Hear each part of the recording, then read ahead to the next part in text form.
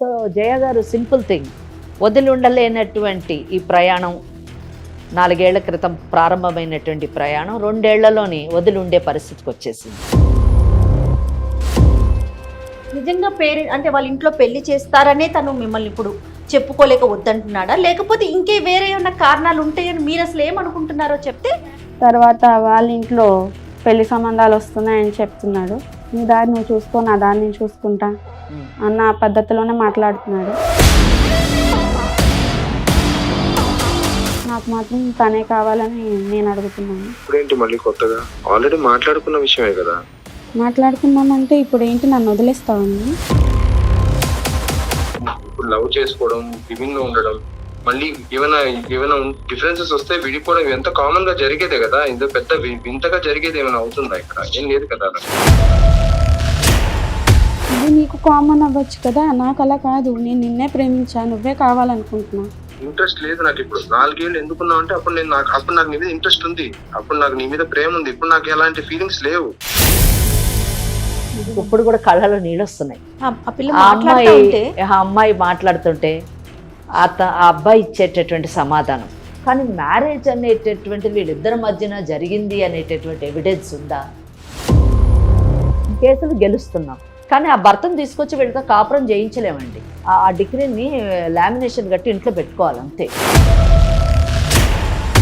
ఏం చేయమంటావు నన్ను ఇప్పుడు? ఏమన్నా చేసుకో, ఏమన్నా ప్రూఫ్స్ ఉన్నాయి నీ దగ్గర?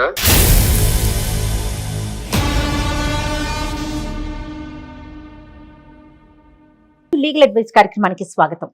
అమ్మ నమస్తే. నమస్తే అండి. అమ్మ, స్పందన అని ఒక అమ్మాయి మన స్టూడియోకి వచ్చింది. Okay.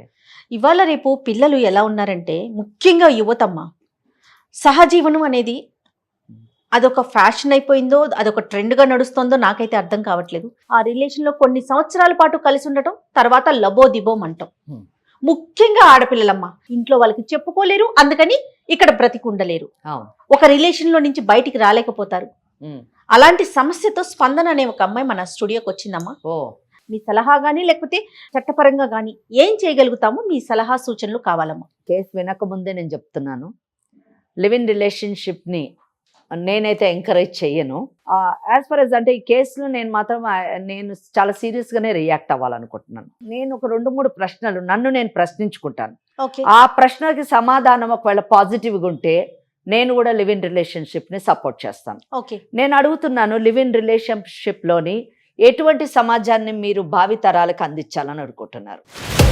There is no marriage, there is no security, మీకు రైట్స్, హక్కులు లేవు. అవును. మీకు భద్రత లేదు, పెళ్లి లేదు, సాక్ష్యం లేదు. మీకు ఒకవేళ పిల్లలు పుడితే వాళ్ళకి ఎవరు అమ్మ ఎవరు నాన్న, వాళ్ళకు ఉండేటటువంటి రైట్స్ ఏంటి, వాళ్ళకి సమాజంలోని ఎటువంటి స్థాయిలో వాళ్ళు పెరగాలి, వాళ్ళు క్రిమినల్స్ కావాలా లేకపోతే సైకిక్ పేషెంట్లు కావాలా? అంటే ఏ సమాజాన్ని మీరు భావితరాలకు అందించాలనుకుంటున్నారు? పెళ్ళి అనే కాన్సెప్ట్ లేకుండా, కుటుంబం అనే కాన్సెప్ట్ లేకుండా, భార్యాభర్తల అనుబంధం అనేటటువంటిది లేదా భద్రత లేనటువంటి సమాజాన్ని మీరు ఇచ్చినప్పుడు, let us think that live in రిలేషన్షిప్ని నేను సపోర్ట్ చేశాను అనుకుందాం, అందరం సపోర్ట్ చేసాం అనుకుందాం. ఓకే, 20 ఏళ్ల తర్వాత we can see the children, next generation, తల్లిదండ్రులు లేని జనరేషన్ని మనం చూడాల్సి ఉంటుంది. ఎవరైతే లివ్ ఇన్ రిలేషన్షిప్లోని విక్టిమ్స్ అయ్యారో వాళ్ళ ఆత్మని ప్రశ్నించుకుంటే ఇట్ ఈస్ రాంగ్ అని 100% వాళ్ళ కాన్షియస్ చెప్తుంది. అంటే అటువంటి పరిస్థితుల్లోని ఎలాగ లివ్ ఇన్ రిలేషన్షిప్ని సపోర్ట్ చేయాలి, what type of society we are going to see tomorrow. ఏముందండి లివ్ ఇన్ రిలేషన్షిప్లో? సింపుల్ థింగ్ అండి, ఇద్దరు, ఒక మహిళ ఒక పురుషుడు, ఇద్దరు కలిసి ఒక అపార్ట్మెంటో ఏదో తీసుకుంటారు, జీవిస్తారు. మోజు తీరిపోయిన తర్వాతనండి, అవసరం తీరిపోయిన తర్వాతనండి, ఎవరు పెట్టే వాళ్ళు తీసుకొని వెళ్ళిపోతారండి. Where are the rights here? Where are the responsibilities here? Where is the future here? చెప్పండి. సో ఇందులో నష్టపోయేది ఆడపిల్లే ఎక్కువ నష్టపడుతుంది. మగవాడికి ఇంకొక పెళ్ళి అయ్యేటటువంటి అవకాశం ఉంది, లేదా మగవాడు దాని యొక్క నెట్ రిజల్ట్, లివ్ ఇన్ రిలేషన్షిప్లో ఉన్న ఫిజికల్ రిలేషన్షిప్తోని అతను ఫాదర్ అయినా కానీ ఆ రెస్పాన్సిబిలిటీని వదిలించుకోవచ్చు.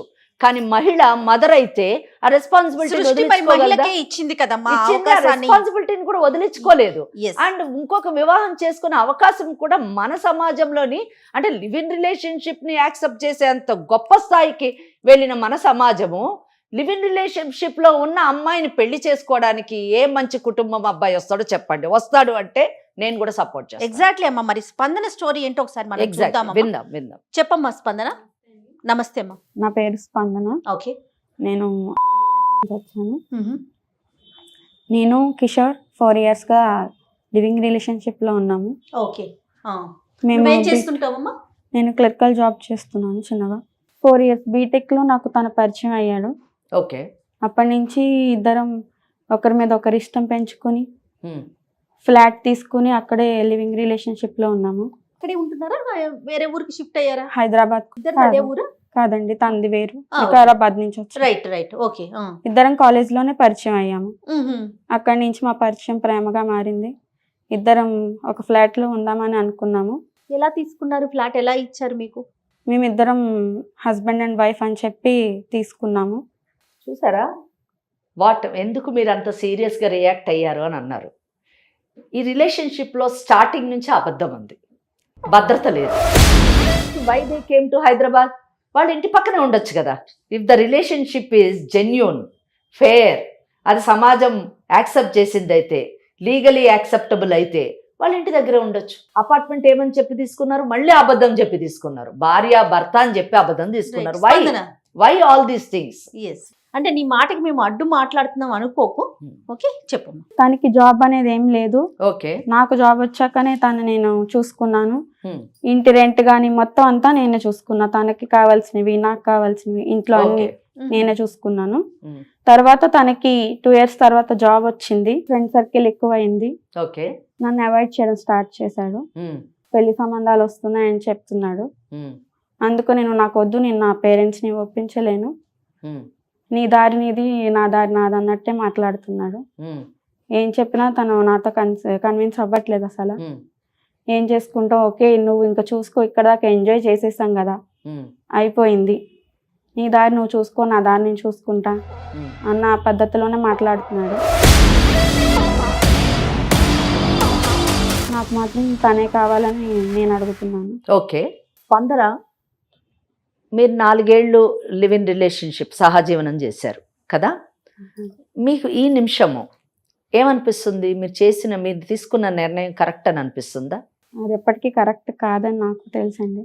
ఇప్పుడు అనిపిస్తుంది. 4 ఏళ్ల క్రితం అనిపించింది, ఇప్పుడు అనిపిస్తుంది. ఎందుకు అనిపిస్తుంది అది? తను నన్ను ఎంతగానో ప్రేమించాడు, నేను తను అట్లానే ప్రేమించాను. ఓకే. తను ఇప్పటికీ నేను కావాలనే అనుకుంటున్నాను, కానీ తను నన్ను వద్దనుకుంటున్నాడు. అదే అంటే ఇక్కడ చిన్న కరెక్షన్. అంటే నేనేం మిమ్మల్ని తప్పు పట్టడం లేను, మీరు తీసుకున్నటువంటి నిర్ణయం కూడా తప్పని చెప్తున్నాను. ఎందుకంటే అది మీ భవిష్యత్తుని పాడు చేస్తుంది కాబట్టి, అంతేగాని వ్యక్తిగతం ఏం లేదు. ఇప్పుడు మీరు ఒక మాట చెప్పారు, నేను అతన్ని ఎంతగానో ప్రేమించాను, అతను నన్ను ఎంతగానో ప్రేమించాను. కానీ మీకు ఈ 4 ఏళ్ల తర్వాత, అంటే మీ జీవితంలో జరిగిన ఈ 4 ఏళ్లలో తేడా ఏంటంటే, మీరు బీటెక్ ఇద్దరు స్టూడెంట్స్గా ఉన్నప్పుడు ఒకరికొకరు ప్రేమించుకున్నామని అనుకున్నారు. మీరు ప్రేమించింది నిజం ఉండొచ్చు. ఓకే. అప్పుడు అతని బ్యాక్గ్రౌండ్ సరిగా లేదు, అంటే ఆయన ఫైనాన్షియల్ పొజిషన్ సరిగా లేదు. కానీ ఇక్కడ హైదరాబాద్కి వచ్చిన తర్వాత మీరు ఈ 4 ఏళ్ళు మీరే అతన్ని పోషిస్తున్నారు, అతని అవసరాలన్నీ తీరుస్తున్నారు. కానీ 2 ఏళ్ల తర్వాత అతనికి జాబ్ వచ్చింది, ఫ్రెండ్ సర్కిల్ డెవలప్ అయింది, ఆయనకి సమాజంలో ఒక స్టేటస్ వచ్చింది. వచ్చిన తర్వాత ఆయన మిమ్మల్ని నెగ్లెక్ట్ చేయడం మొదలెట్టారు. మిమ్మల్ని కేవలము అతను స్టెబిలైజ్ అయ్యేంత మటుకు మిమ్మల్ని కేవలం ఉపయోగించుకున్నాడు, కానీ మిమ్మల్ని ప్రేమించలేదు అని నేను అనుకుంటున్నాను. ఏమంటారు? ఏమంటారు? లేదండి, ఖచ్చితంగా నన్ను తను ప్రేమించాడు. నిజంగా వాళ్ళ ఇంట్లో పెళ్లి చేస్తారనే తను మిమ్మల్ని ఇప్పుడు చెప్పుకోలేక వద్దంటున్నాడా, లేకపోతే ఇంకే వేరే ఏమన్నా కారణాలు ఉంటాయని మీరు అసలు ఏమనుకుంటున్నారో చెప్తే? క్యాస్ట్ ఫీలింగ్ ఉందంటున్నాడు. వాళ్ళ పేరెంట్స్ కి చెప్పినా అసలు ఒప్పుకోరు. మీ క్యాస్ట్ వేరు, మా క్యాస్ట్ వేరు, ఎట్లా ఒప్పుకుంటారు? మరి మీరు పరిచయం అయిన కొత్తలోని మీరిద్దరు సహజీవనం చేసేటప్పుడు ఇవన్నీ ఆలోచించలేదా? క్యాస్ట్ కానివ్వండి, ఫైనాన్షియల్ స్టేటస్ కానివ్వండి, ఫ్యామిలీ బ్యాక్గ్రౌండ్స్ కానివ్వండి, ఇవన్నీ ఆలోచించలేదా? అవన్నీ చూసి ఎవరు లవ్ చేయరు కదా మేడం. అవును, కానీ పెళ్లికైతే అవన్నీ కావాలి కదా. అవన్నీ ఇప్పుడు ఆయన చెప్పేది అదే కదా, అంతే కదా. మిమ్మల్ని ఇప్పుడు మీరు పెళ్లి చేసుకోమని కదా అడుగుతున్నారు. అవునండి. మరి పెళ్లి చేసుకోవడానికి నాకు ఇష్టం లేదు, ఎందుకంటే నీ క్యాస్ట్ వేరు మా క్యాస్ట్ వేరు అంటున్నారు. కానీ నాకు ఆ ఫీలింగ్ ఏం లేదు కదా. మీకు లేదు, కానీ అతనికి ఉంది కదా. ఎట్లాగైనా తను నన్నే పెళ్లి చేసుకోవాలనే నేను మిమ్మల్ని పెళ్లి చేసుకోవాలని. మరి అదెందుకు మీరు బిగినింగ్లోనే 4 years బ్యాకే నన్ను పెళ్లి చేసుకున్న తర్వాత మన ఇద్దరం కలిసి ఉందామని ఎందుకు చెప్పలేదు? సెటిల్ అవ్వలేదు. మరి సెటిల్ అవ్వనంత మటుకు మీరు మీ ప్లేస్లో మీరుండి ఆయన ప్లేస్లో ఆయన ఉండి మనం సెటిల్ అయిన తర్వాత పెళ్లి చేసుకుందామనే ఒక కండిషన్ అయితే మీరు పెట్టాలి కదా. సో జయ గారు, సింపుల్ థింగ్, వదిలి ఉండలేనటువంటి ఈ ప్రయాణం 4 ఏళ్ల క్రితం ప్రారంభమైనటువంటి ప్రయాణం 2 ఏళ్లలోని వదిలి ఉండే పరిస్థితికి వచ్చేసింది. సో అతను వదిలి వెళ్ళిపోయాడు. సరే, ఇప్పుడు లీగల్ అడ్వైస్ కి ఎందుకు వచ్చావు నువ్వు చెప్పు. నా ఫ్రెండ్స్ కి నా కొలీగ్స్ కి మేమిద్దరం హస్బెండ్ అండ్ వైఫ్ మాత్రంగానే తెలుసు. ఆహా, మేము ఫ్లాట్ కూడా అట్లానే చెప్పి తీసుకున్నాం. అతని ఫ్రెండ్స్ కమ్మా అతని ఫ్రెండ్స్ కి కూడా తెలుసు. సేమ్ ఇట్లా మీరిద్దరు వైఫ్ అండ్ హస్బెండ్ అనే హస్బెండ్ అని వైఫ్ అండ్ హస్బెండ్ అనే తెలుసు వాళ్ళకి. Okay okay. మా ఇంట్లో ఇప్పుడు నేను ఇదంతా చెప్పలేను కదా మేడం. మీ ఇంట్లో చెప్పలేవు, మరి వాళ్ళ ఇంట్లో తెలుసా? వాళ్ళ ఇంట్లో ఏమని తెలుసు? అసలు మీ ఇద్దరు కలిసి వాళ్ళ ఉంటున్నారని ఇంట్లో తెలుసా? కూడా ఏమీ తెలియదు మేడం. కలిసి ఉంటున్నారని కూడా తెలీదు. ఇద్దరి ఇంట్లలో మేము కలిసి ఉంటున్నామని ఏ ఫ్యామిలీకి కూడా తెలియదు. ఇప్పుడు అసలు అతను ఏమంటాడు ఫైనల్ గా? నీ క్యాస్ట్ వేరు కాబట్టి నాకు పెళ్లి సంబంధాలు వస్తున్నాయి, నేను నా పేరెంట్స్ చెప్పిన మాటే వింటాను, అక్కడే చూసుకుంటాను అన్నట్టే మాట్లాడు. నిజమేనంటావా? అది నీకేమనిపిస్తుంది? అంటే తనకి లేట్ నైట్స్ కూడా కాల్స్ వస్తూ ఉంటాయి. అది తన టీంలో ఒక మెంబర్ అని ఒక అమ్మాయి అని తెలిసింది. ఓకే. ఎప్పుడు చాట్ చేస్తూ ఉంటాడు, ఫోన్ కాల్స్ మాట్లాడుతూ ఉంటాడు, బయటకు వెళ్ళిపోతాడు. మరి నువ్వు అడిగావా ఎప్పుడైనా ఎందుకు నువ్వు ఇట్లా బయటకు వెళ్తున్నావు, ఎవరు నీకు ఫోన్ చేస్తున్నారు ఏంటనేసి? లేదు, అదేమీ నేను అడగలేదు. నువ్వు ఇంకేమీ మాట్లాడవా? అతన్ని ఏమి అడగవా? అడగలేదు మేడం. అడగలేదు. ఆ అమ్మాయి దేనికి వచ్చింది మన దగ్గరికి? ఎట్లయినా ఆ అబ్బాయే కావాలి మేడం, నన్ను కల్పించండి, ఒకసారి మేడంతో మాట్లాడించండి అని చెప్పి వచ్చిందమ్మా. కల్పించండి అంటే ఏంటి ఆమె ఉద్దేశము? అంటే ఇంకొన్ని రోజులు లివ్ ఇన్ రిలేషన్షిప్ లో ఉండాలనా? అంటే ఇప్పుడు ప్రెసెంట్ మ్యారేజ్ కి వెళ్ళాలని అనుకుంటుంది తను ఎప్పుడైతే పెళ్లి అని అడిగిందో అప్పుడు అటువైపు నుంచి రివర్స్ అయ్యాడు అనమాట. అప్పటి వరకు అతను ఓకే. పెళ్లి అంటే ఓకే, మనం ఏదో మాట్లాడొచ్చు గానీ. అవునవును. బట్ కల్పించండి అంటే మనము ఇంకొక 4 సంవత్సరాలు మీరు కలిసి ఉండడానికి మనం ఇక్కడ ఇదైతే వేదిక కాదమ్మా. అలాంటి విషయాలకైతే సుమన్ టీవీ గానీ మీరు కానీ నేను కానీ మనం వేదిక కానే కాదమ్మా. అందులో ఎలాంటి సమస్య లేదు. అబ్బాయితో మాట్లాడమనండి, మనకు అర్థమైపోతుంది ఏంటి అసలు ఆ అబ్బాయి ఏ విధంగా స్పందిస్తున్నాడు ఆమె పట్ల, అసలు ఆ అబ్బాయి ఫ్యూచర్ ఇంట్రెస్ట్ ఏంటి, అసలు ఈమె పొజిషన్ ఏంటి. ఎందుకంటే ఈ అమ్మాయి గట్టిగా ఇందాక నేను మాట్లాడినప్పుడు చాలా గట్టిగా చాలా కాన్ఫిడెంట్ గా ఏం చెప్పిందంటే, ఆయన నన్ను ప్రేమించాడు, మేమిద్దరం పరస్పరం ప్రేమించుకున్నామన్నాడు. ఆ ప్రేమ ఎంత మటుకు కరెక్ట్, అది ప్రేమ లేకపోతే అవకాశం తీసుకున్నాడా, అవకాశవాది అతను అన్నది మనకు ఆ మాటల్లో అర్థమవుతుంది. Later talk to him. మాట్లాడతావమ్మా, ఒకసారి ఫోన్ చేస్తావా? అదే ఒకటి జయ, మీరు అడిగారు కదా, నేను కూడా ఇక్కడ ఈ మధ్యకాలంలో ఎక్కడ విన్నాను, లివ్ ఇన్ రిలేషన్షిప్ లో వెళ్లే ముందు ఒక అగ్రిమెంట్ రాసుకుంటాము, దాంట్లో టర్మ్స్ అండ్ కండిషన్స్ ఉంటాయంటే. ఒకటి మాత్రము చాలా బాగా గుర్తుపెట్టుకోవాల్సిన విషయము, ఎనీథింగ్ ఇల్లీగల్, చట్టానికి విరుద్ధమైనటువంటి ఏ పనైనా, సమాజం ఆమోదించినటువంటి ఏ పనైనా అది అగ్రిమెంట్ చేయండి, డాక్యుమెంట్ చేయండి, దట్ ఈస్ ఇన్వాలిడ్. ఏంటమ్మా ఫోన్ కాల్ చేయట్లేదు. మళ్ళీ ట్రై చేయి, లేదంటే వేరే నెంబర్ నుంచి ఏదన్నా ట్రై చేసి చూద్దాం. అదే, నీ ఫోన్ అని పిక్ చేయట్లేదేమో. ఇంకా ఫోన్ ఎత్తరు. Next step అది. ఉన్న బాధ అది. హలో హలో కిషోర్, ఎక్కడున్నావు? ఆఫీస్ లో ఉన్నాను స్పందన. ఆఫీస్ లో ఉన్నావా? నీతో కొంచెం మాట్లాడాలి. ఏం మాట్లాడాలి? మన పెళ్లి గురించి. ఆల్రెడీ మాట్లాడుకున్నాం కదా చాలా సార్లు. నీ నుంచి కరెక్ట్ గా సమాధానం కావాలి నాకు. ఇప్పుడేంటి మళ్ళీ కొత్తగా? ఆల్రెడీ మాట్లాడుకున్న విషయమే కదా. మాట్లాడుకున్నామంటే ఇప్పుడు ఏంటి, నన్ను వదిలేస్తావా నువ్వు? ఏమైంది? ఆల్రెడీ చెప్పాను కదా. చెప్తే సరిపోతుందా? మరి ఇన్నాళ్ళు మనం చేసింది ఏంటి? కాదు, ఇప్పుడు నువ్వు నీ లైఫ్ లో చేంజెస్ రావా? నువ్వు నీ లైఫ్ ఎప్పుడు ఒకలాగే ఉంటుందా? కొత్త ఆపర్చునిటీ వచ్చినా, లేకపోతే నీకు ఏదైనా లైఫ్ లో ఇంకొంచెం బెటర్ ఆపర్చునిటీ వచ్చినా నువ్వు తీసుకోవా? ఎందుకు తీసుకుంటాను? నేను నిన్నే కదా చూస్ చేసుకుందాం అని ఫిక్స్ అయ్యాక ఇప్పుడు నేను అలా లేను కదా. నేను మారిపోయిన వ్యక్తిలా ఉన్నాను కదా. ఇప్పుడు నేను అలా లేను కదా. ముందలా ఉన్నవాడు ఇప్పుడు ఎందుకు అట్లా మారిపోయావు నువ్వు? మార్పులు వస్తాయి కదా, మనిషి అన్నాక మారకుండా ఉండరు కదా. ఏంటి ఇలాంటి మార్పులా? జరుగుతుంది, అలాంటి మార్పులు వస్తూ ఉంటాయి కదా మనిషిలో. ఇప్పుడు మరి నన్ను ఏం చేయమంటావు? నేను నా పేరెంట్స్కి ఏం చెప్పలేదు, నువ్వు నీ పేరెంట్స్ మాట వింటాను అంటే ఇప్పుడు నేనేం చేయాలి? నా పేరెంట్స్ కూడా ఒప్పుకోవట్లేదు, మీ ఇంట్లో కూడా ప్రాబ్లమే, అందుకని అంటున్నాను. ఇద్దరికి మంచిదే కదా. అయితే ఒప్పించు, ప్రయత్నించాలి కదా. సరే ప్రయత్నించినా సరే నేను ఇంత ముందులా లేను కదా. అదే అదే ఎందుకు వ్యక్తిని మారిపోయావు కాదు అని కదా. అడుగుతున్నా నేను. నాలో మార్పు వచ్చింది. ఇప్పుడు నీలో కూడా మార్పులు వస్తాయి కదా. నువ్వు అలాగే ఉండిపోతావా ఏంటి? ఇంకో 5 ఏళ్ళ తర్వాత ఇలాగే ఉంటావా? అంటే నీకు బెటర్ జాబ్, బెటర్ అమ్మాయి అందరు దొరికితే నన్ను వదిలేస్తావా? మరి ఇన్నాళ్ళు నేను నీకు చేసింది ఏంటి?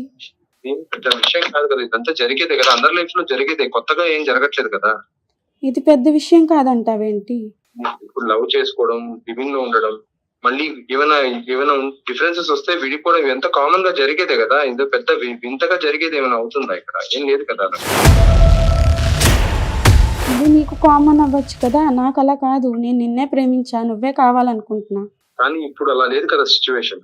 అదంతా నాకు అనవసరం. ఎందుకు లేదని ఎందుకు లేదు నీకు అసలు? ఆ సిచ్యువేషన్ ఏంటి? ఏం మార్పు వచ్చింది? దేనికోసం ఇలా మారిపోయావు? నాకొద్దు నువ్వు. ఇప్పుడు నువ్వు ఇష్టపడడానికి రీజన్ ఉండదు, అలాగే వద్దనుకోవడానికి కూడా రీజన్ ఏమి ఉండదు కదా. మరి 4 ఏళ్ళు ఎందుకున్నావు? ఇంట్రెస్ట్ లేదు నాకు ఇప్పుడు. 4 ఏళ్ళు ఎందుకున్నావు అంటే అప్పుడు నాకు నీ మీద ఇంట్రెస్ట్ ఉంది, అప్పుడు నాకు నీ మీద ప్రేమ ఉంది. ఇప్పుడు నాకు ఎలాంటి ఫీలింగ్స్ లేవు. అంటే ఏంటి అర్థం? అంటే అదే అర్థం. నాకైతే నువ్వే కావాలి, నేను నిన్నే పెళ్లి చేసుకుంటా. నువ్వు ఉన్నంత కాలం హ్యాపీగానే ఉన్నావు కదా. తర్వాత కూడా అలా ఉండాలనే కదా అనుకునేది. ఇంతకు నాకు ముందు అవసరం ఎట్లా ఉన్నావు అట్లా మారు. నాకు అవసరం లేదు స్పందన. ఎందుకు అవసరం లేదు కిషోర్? దేనికి? నీకు కూడా లైఫ్ లో ఇంకా బెటర్ పర్సన్స్ దొరుకుతారేం, బెటర్ పర్సన్ దొరుకుతాడేం, నాకొద్దు, ఇంకా బెటర్ లైఫ్ వస్తుందేమో నీకు. నాకొద్దు, ఆ లైఫ్ నాకొద్దు. నాకు నీతో ఉండడం ఇష్టం. ఏంటి నీకోసం ఇప్పుడు నేను ఆ ఫ్యామిలీని మొత్తం వదులుకున్నాను, నువ్వే మొత్తం అనుకుని సర్వస్వం అనుకుని నేను వచ్చాను నీ దగ్గరికి. ఇప్పుడు నా ఫ్యామిలీకి నేనేం చెప్పాలి? నా ఫ్రెండ్స్కి ఏం చెప్పాలి? సొసైటీకి ఏం చెప్పాలి? అవును, నేను కావాలనుకున్నావు, మన ఇద్దరం కలిసి ఉన్నావు, ఎంజాయ్ చేసి అయిపోయింది అంతే. ఇప్పుడు ఎందుకు దాని గురించి ఇప్పుడు నీకు లైఫ్ లో ఇంకా బెటర్ ఆపర్చునిటీ రావచ్చు, నీకు ఇంకా బెటర్ పర్సన్ దొరకచ్చు, నీ లైఫ్ ఇంకా బెటర్ గా ఉండొచ్చు. ఎందుకు నాతోనే ఉండాలనుకుంటున్నావు? అదేంటి, నీకోసమే కదా ఇదంతా చేస్తుంది. జాబ్ చేశాను, నీకింత చేసి సంపాదించి పెట్టాను, నీకోసం నా ఫ్యామిలీని అంత దూరంగా పెట్టి ఉంచాను. నువ్వు చేసావు, ఎంజాయ్ చేసాము, అయిపోయింది. ఇప్పుడు ఆ ఇంట్రెస్ట్ లేదు నాకు. ఇంట్రెస్ట్ లేదంటే ఏంటి అసలు? లేదు, ఇంట్రెస్ట్ లేదంటే ఇంట్రెస్ట్ లేదనే కదా అర్థం. నాకు నీ మీద ఇంట్రెస్ట్ లేదు, నాకు నువ్వు వద్దు. ఇప్పుడు నేనేం చేయాలి? నెక్స్ట్ స్టెప్ నేనేం తీసుకోవాలి? నా లైఫ్ ఏమైపోతుంది? నీ లైఫ్ నువ్వు హ్యాపీగా లీడ్ చేసుకో. నీకు ఇంకా లైఫ్ లో బెటర్ పర్సన్ దొరకచ్చు. నీ ఇష్టం వచ్చినట్టు నువ్వు బతకచ్చు కదా, ఫ్రీగా ఉండు. నాకు అదంతా వద్దు, నాకు నువ్వే కావాలంటుంటే నువ్వు మళ్ళీ అదే చెప్తున్నావేంటి? ఎందుకు నన్నే పట్టుకుని ఉండాలనుకుంటున్నావు? నేను నిన్ను ప్రేమించాను కాబట్టి నీతోనే ఉండాలనుకుంటున్నాను. ఇవన్నీ కామన్ కదా. నాకు నువ్వు ఇష్టం లేదు, నేను ఇలా ఉండాలనుకోవట్లేదు. ఇంట్లో కూడా నీకు తెలుసు, కమ్యూనిటీస్ వల్ల ప్రాబ్లమ్స్ ఉంటాయి. ఇంట్లో కూడా కన్విన్స్ చేయడం కుదరదు. మరి ఇదంతా ముందు గుర్తు రాలేదా? నీకు తెలీదా? నాకు తెలియలేదు, చేశాను, అయిపోయింది. రియలైజేషన్ అనేది ఏదో ఒక పాయింట్ లో అవుతుంది. నేను ఇప్పుడు రియలైజ్ అయ్యాను. నీ ఇష్టం వచ్చినట్టు నువ్వు హ్యాపీగా లీడ్ చేసుకో. ఏం చేయమంటావు నన్ను ఇప్పుడు? ఏమన్నా చేసుకో. ఏమన్నా ప్రూఫ్స్ ఉన్నాయి నీ దగ్గర? నువ్వేం ప్రూవ్ చేయాలనుకుంటున్నావు చేసుకో, ఏమన్నా చేసుకో. నాకైతే నీతో ఉండడం ఇష్టం లేదు. ఏంటైతే ఇప్పుడు నన్ను మోసం చేసావు అనుకోవాలా నేను? నువ్వు మోసం అనుకో, ప్రేమ అనుకో, జరిగిందైతే ఇది. నువ్వు ఇప్పుడు ఏం చేయాలనుకుంటే అది చేసుకో స్పందన. నాకైతే ఇష్టం లేదు, నేనైతే ఉండలేను నీతో. మరి నేను ఇప్పుడు ఏం కావాలి? నీ ఇష్టం అని చెప్తున్నాను కదా. మోసపోయానంటావు అయితే? ఏమో నాకు తెలీదు. ఉంటున్నా అయితే, పెట్టేస్తున్నా. ఇంకా పెట్టేశాడమ్మా అతను.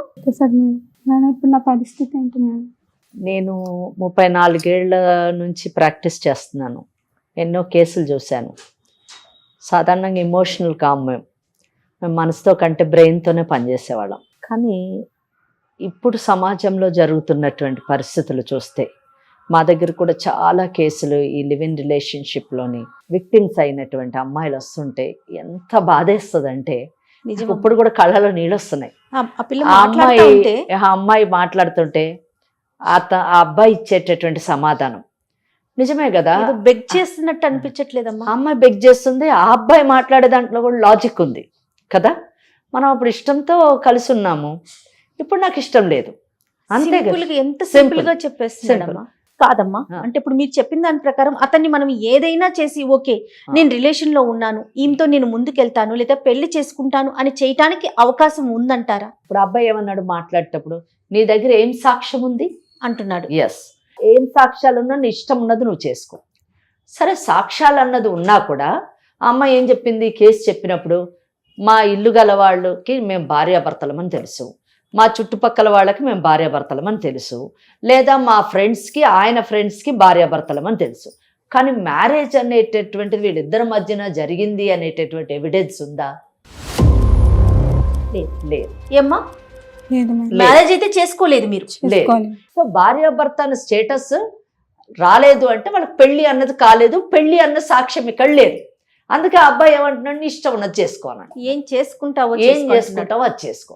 సరే, 4 సంవత్సరాలు చుట్టుపక్కల వాళ్ళందరికీ తెలిసేటట్టుగా భార్యాభర్తలుగా నివసించామంటే నిజంగా సుప్రీంకోర్టు జడ్జ్మెంట్స్ ఉన్నాయండి. ఉమ్. ఏమని, ది లాంగ్ లివింగ్ రిలేషన్షిప్ ని కూడా we can consider it as a wife and husband అని చెప్పొచ్చు. Okay okay. సరే, అమ్మ, అబ్బాయితో మాట్లాడటం మనం మొత్తం విన్నాం. ఓకే, చాలా ఖచ్చితంగా తన నిర్ణయాన్ని అతను చెప్తున్నాడమ్మా. ఎస్.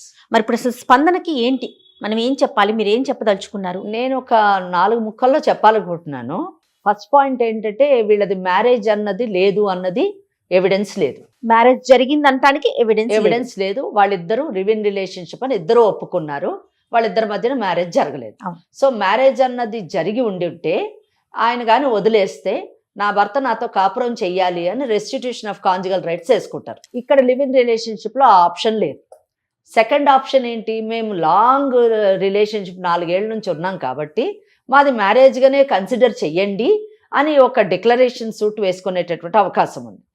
కానీ అతను ఇది మ్యారేజ్ కాదు, అసలు ఈ 4 ఏళ్ళలోని ఆమె ఇష్టంతోని కలిసి ఉందామన్నది, నేను ఇష్టంతో కలిసి ఉందామని చెప్పేసి ఆయన కూడా స్ట్రాంగ్ గా కంటెస్ట్ చేస్తే ఆ కేసు డిస్మిస్ అయ్యేటటువంటి అవకాశాలు ఉన్నాయి. సో అక్కడ కూడా అవకాశం లేదు. అయితే మూడోది, ఇప్పుడు చట్టాల్లోని మార్పులు వచ్చాయి కాబట్టి Indian penal code, criminal procedure code ఇవన్నీ మార్చారు కదా, అమెండ్మెంట్ జరిగినాయి కదా. ఆ అమెండ్మెంట్ ప్రకారం సెక్షన్ 69 బిఎన్ఎస్ యాక్ట్ ప్రకారము ఏంటంటే, సెక్షువల్ రిలేషన్షిప్ ఉండి, ఫిజికల్ రిలేషన్షిప్ ఉండి ఇద్దరూ కలిసి సహజీవనం చేసి ఆమెకు అన్యాయం చేశాడు, మోసం చేశాడు అనేటటువంటి కంప్లైంట్ ఈమె కానీ ఇస్తే సెక్షన్ 69 కింద అతనికి 10 సంవత్సరాలు జైలు శిక్ష పడేది ఉంది. లేదా పెళ్లి చేసుకుంటానని ఫాల్స్ ప్రామిస్ చేశాడు కానీ అది చేయకుండా ఇప్పుడు వదిలేశాడు కాబట్టి అనేటటువంటి దాని మీద సెక్షన్ 69 కింద కంప్లైంట్ ఇస్తే ఆ కంప్లైంట్లో ఇవన్నీ ప్రూవ్ చేయగలగాలి. అతను పెళ్లి చేసుకుంటానని చెప్పేసి ప్రామిస్ చేశాడని అటువంటి సాక్ష్యాధారాలు పెట్టి అవన్నీ చేసి ప్రూవ్ చేస్తే అందులో కూడా ఏంటి, ఈమెను పెళ్లి చేసుకోవని తీర్పు ఇవ్వరు. నువ్వు మోసం చేసావు కాబట్టి 10 సంవత్సరాలు నీకు జైలు శిక్ష ఇస్తారు. నాకు ఇక్కడ అర్థం కాని విషయం ఏంటంటే, సహజీవనం చేసేటటువంటి అమ్మాయిలకి ఏ విధంగా భద్రత లభిస్తుంది? వాడు జైలుకి 10 సంవత్సరాలు పోతే ఈమె జైల్లో పోయి కాపురం చేయలేదు కదా, లేదా జైల్లో పెళ్లి చేసేటటువంటి అవకాశం లేదు. అంటే అజ్యూమింగ్ ఫర్ ఎ మినిట్, ఇక్కడ అజ్యూమింగ్ ఫర్ ఎ మినిట్ ఆ జైలు శిక్షకు భయపడి నేను పెళ్లి చేసుకుంటానని వచ్చి పెళ్లి చేసుకుంటాడు అనుకుందాం. అనుకొని వెంటనే తర్వాత ఒక 1 year అవ్వగానే విడాకులు కేసేస్తాం. కాదమ్మా, గుర్రాన్ని నీళ్ళ దాకా తీసుకెళ్లగలుగుతాం, తాగించగలుగుతామా? లేదు. బలవంతాన్ని మనం తాగించలేం కదా, అదే పరిస్థితి కదా అవుతుంది. అంతే జరుగుతుంది. అంటే what I want to say, చట్టాలు ఉన్నాయి కనుక మనం ఏమన్నా చెయ్యొచ్చు. సహజీవనం అన్నది మనము చేసినా కానీ మన చట్టం కాపాడుతుందంటే ఏ విధంగా కాపాడుతుంది? అమ్మ, వీళ్ళకి ఒకవేళ సంతానం కలిగితే, అంటే ఇప్పుడు సందర్భం కాదు కానీ చూసే ఆడియన్స్ కోసం నేను అడుగుతా ఉన్నాను, సంతానం కలిగితే వాళ్ళ పరిస్థితి ఏంటమ్మా? లీగల్ గా వాళ్ళ పరిస్థితి ఏంటి? సంతానం కలిగితే తప్పకుండా వాళ్ళు ఇద్దరు కూడా రెస్పాన్సిబుల్ అవుతారు. ఇద్దరు కూడా వాళ్ళకి మెయింటెనెన్స్ కానీ పిల్లలు, ఇప్పుడు ఒక తల్లి దగ్గర పిల్లలు ఉన్నారనుకోండి, ఆమె వాళ్ళిద్దరికి మెయింటెనెన్స్ గార్డియన్ గా వేయొచ్చు. వేసినప్పుడు మెయింటెనెన్స్ గ్రాంట్ అవుతుంది. రైట్. స్పందనకు ఇప్పుడు మరి మీరు ఏం చెప్పదలుచుకున్నాం? నువ్వు సెక్షన్ 69 కింద నన్ను మోసం చేశాడు, మా ఇద్దరికి 4 ఏళ్ల నుంచి సెక్షువల్ రిలేషన్షిప్ ఉంది, మేము పెళ్లి చేసుకుంటాం. కానీ తను నాకు అతనే కావాలంటోంది కదమ్మా. మరి అదే, మరి దీనికి అతనే కావాలంటే ఇప్పుడు మనసులను మార్చేటటువంటి యంత్రాలు ఏమన్నా వచ్చాయా? అది కనుక్కోవాలి. ఏమన్నా వచ్చాయా? Section 9 of Hindu marriage act ప్రకారం నా భర్త నాతో వచ్చి కాపురం చెయ్యాలి అని చెప్పేసి ఒక సెక్షన్ 9 ఇచ్చింది. మేము తరచు ఆ కేసులు వేస్తూ ఉంటాం, కేసులు గెలుస్తున్నాం. కానీ ఆ భర్తను తీసుకొచ్చి వీళ్ళతో కాపురం చేయించలేమండి. ఆ డిగ్రీని లామినేషన్ కట్టి ఇంట్లో పెట్టుకోవాలి అంతే. అట్ ద మోస్ట్ ఏం చేయగలుగుతామంటే ఆ భర్తకు సంబంధించినటువంటి ఆస్తులను జప్తు చేసే అధికారం సిపిసి ఇచ్చింది, సివిల్ ప్రొసీజర్ కోడ్. అంతే తప్పితే మనసులు మార్చలేం కదా. అంటే ఇక్కడ ఒకటి, లివ్ ఇన్ రిలేషన్షిప్ లో ఇప్పుడు మటుకు భగ్న పడ్డటువంటి యువతకి మీరు ఏం సొల్యూషన్ ఇవ్వట్లేదు, మీరు మాకు చెప్పలేకపోతున్నారు, మా పరిస్థితి ఏంటి అనే ప్రశ్న రావచ్చు, తలెత్తొచ్చు. ఎస్, మీకు కొత్తగా వచ్చినట్టు చట్టాల ప్రకారం అట్లా మోసం చేసేటటువంటి వాళ్ళకి శిక్షని పడేటట్టుగా చేసేటటువంటి అవకాశం చట్టం కల్పిస్తుంది అన్నది నేను ఒక అడ్వకేట్గా చెప్పగలను. But at the same time ఒక మహిళగా నేను చెప్పగలిగింది ఏంటంటే, యూ కెనాట్ చేంజ్, వాళ్ళ మైండ్ని మార్చలేరు. ఆ భయంతోని మీతో కాపురం చేస్తాడు, మీతో కలిసి జీవిస్తాడు అన్నది ట్రాష్ అని నేను అనుకుంటున్నాను. వందన, మేడం చెప్పిన పూర్తిగా విన్నావు నువ్వు, చెప్పు మరి నీ ఒపీనియన్ ఏంటి? నన్ను నేను మోసం చేసుకున్నాను అనిపిస్తుంది. అంతే కదా, తల్లిదండ్రులకి ఏం చెప్పకుండా ఇలాంటి తప్పు చేశాను, వాళ్ళను కూడా మోసం చేశాను. తర్వాత మీరు మోసం చేయడమే కాదు, వాళ్ళు కూడా మీ పైన ఒక నిఘా పెట్టి ఉండకపోవడం తల్లిదండ్రులది కూడా ఒక విషయం. ఇటువంటి కేసుల్లోని వాళ్ళు కూడా జాగ్రత్తగా ఉండాలండి. అది కూడా వాళ్ళ తరఫున కూడా తప్పు ఉందన్నది నా అభిప్రాయం. తల్లిదండ్రులు కూడా తర్వాత ఏ స్టెప్ తీసుకోవాలనేది నాకేమీ అర్థం కావట్లేదు. ఏముందమ్మా, నువ్వు చదువుకున్నావు, బీటెక్ చేసావు, ఉద్యోగం చేస్తున్నావు, నిజం చెప్పాలంటే అతన్ని కూడా పోషించావు. ఇప్పుడు ఈ అమ్మాయికి మెయింటెనెన్స్ ఏమన్నా వస్తుందా అని అడుగుతుంటారు కొంతమంది వచ్చి. వాళ్ళు చదువుకున్నటువంటి అమ్మాయిలు, మంచి సంపాదిస్తున్నటువంటి అమ్మాయిలకి ఇటువంటి పనులు చేసుకొని ఇంకా మెయింటెనెన్స్ ఏం అడుగుతామండి? మెయింటెనెన్స్ రావడానికి భార్య అనేటటువంటి డెఫినేషన్లో రావాలి కావని సహజీవనం అనే డెఫినేషన్లో ఎలాగ ఇదవుతుంది? మళ్ళీ ఆమె ఎంప్లాయీ కనుక మీరు ఒకటేనమ్మా, మీ తప్పు మీరు తెలుసుకున్నారు, మీరు మీ జీవితాన్ని సరిదిద్దుకొని చక్కగా మీ ఉద్యోగాన్ని చేసుకుంటూ మీ కెరీర్ని డెవలప్ చేస్తూ మూవ్ ఫార్వర్డ్. మంచి అబ్బాయిని, తల్లిదండ్రులు చూసిన అబ్బాయిని పెళ్లి చేసుకొని కొత్త జీవితాన్ని ప్రారంభించండి. మీ మనసులోంచి అది తీసేయండి.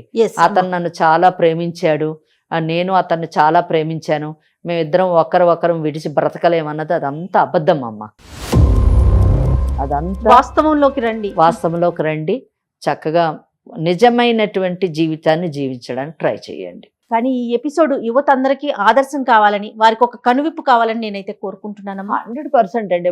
ఈ ఎపిసోడ్ నిజం చెప్పాలంటే ఎలా రెస్పాన్స్ వస్తుంది అని నేను చూడాలనుకుంటున్నాను.